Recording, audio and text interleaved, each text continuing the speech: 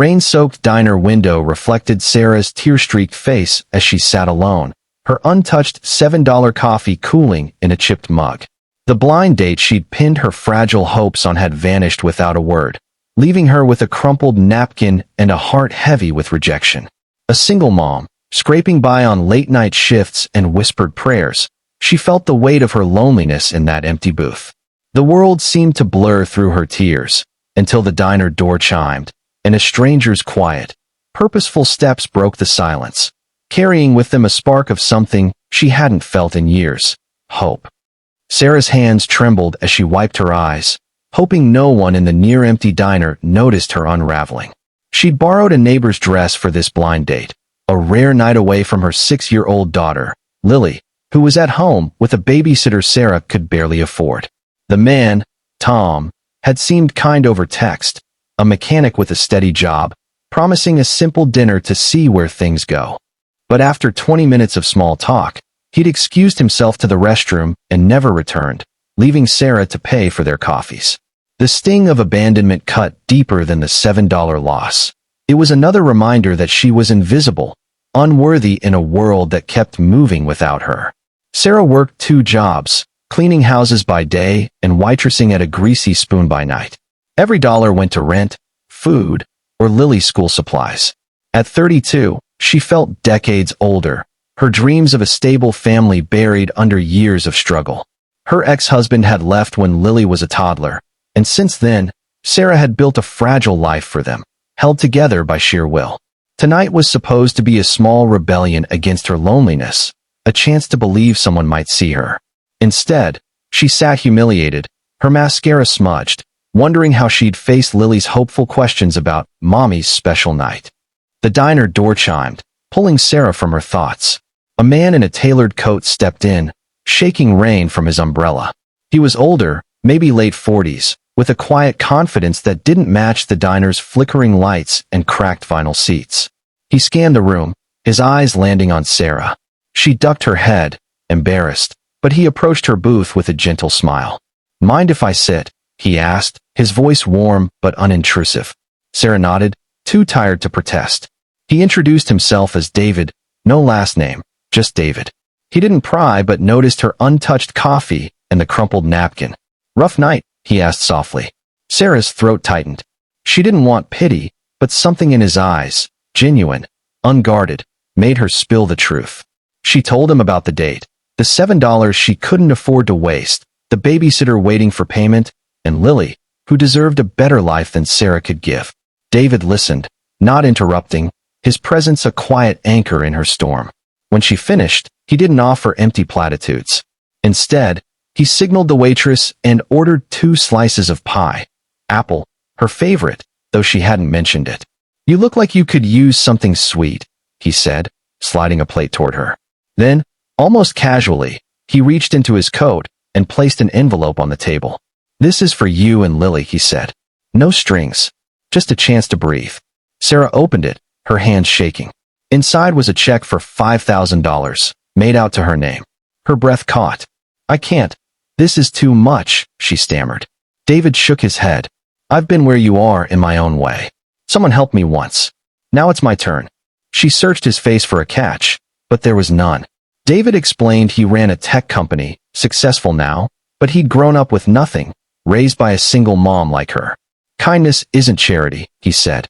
"It's a promise we make to each other." He stood, leaving his card with a simple note. "Call if you need to talk." Then he was gone, the diner door chiming behind him. Sarah sat frozen, the check in her hands. It wasn't just money, it was a lifeline. She paid the babysitter that night, bought Lily new shoes, and for the first time in years, felt a flicker of possibility. But David's card stayed in her pocket, a reminder of his words, a promise we make to each other. She didn't know it yet, but that promise would change everything. Weeks passed, and Sarah's life began to shift.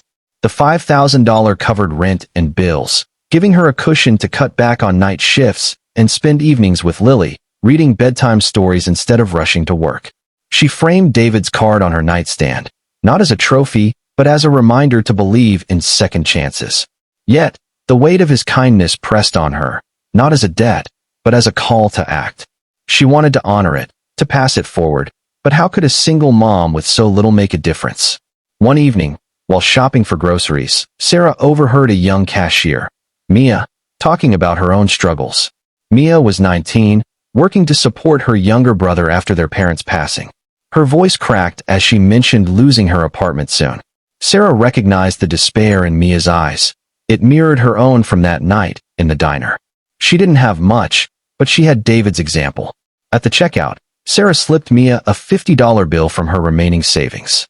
"For you and your brother," she whispered. Mia's eyes widened, tears welling. "Why?" she asked. Sarah smiled. "Because someone helped me once." That small act sparked something in Sarah. She began noticing others in need.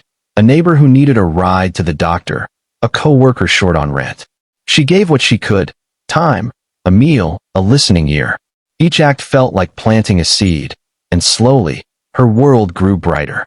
Lily noticed, too, mimicking her mom by sharing her toys with a shy classmate. Sarah realized kindness wasn't about money. It was about seeing people, really seeing them. Months later, Sarah decided to call David. She wasn't sure why: gratitude, maybe, or a need to close the loop. His assistant answered, surprised, and arranged a meeting at his company's sleek office. Sarah felt out of place in her worn coat, but David greeted her like an old friend. Over coffee, she thanked him, not just for the money but for reminding her she wasn't alone. She shared how she'd helped Mia and others, how his act had rippled outward. David listened, his eyes soft. "You're doing more than I ever did," he said. "You're building a community." Then came the unthinkable.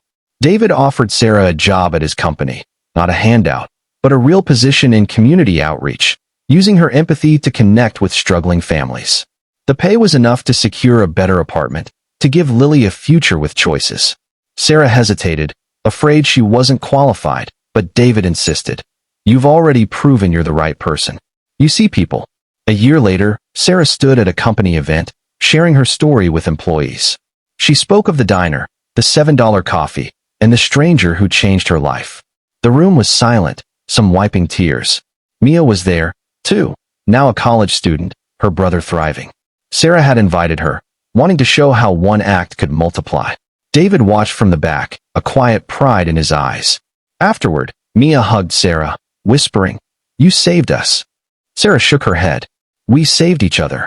As Sarah drove home with Lily that night, she felt a fullness she'd never known. The loneliness that once defined her had softened, replaced by connections forged through small, brave acts. She realized kindness wasn't a single moment. It was a cycle, a promise kept and passed on. Her life wasn't perfect, but it was hers, and it was enough.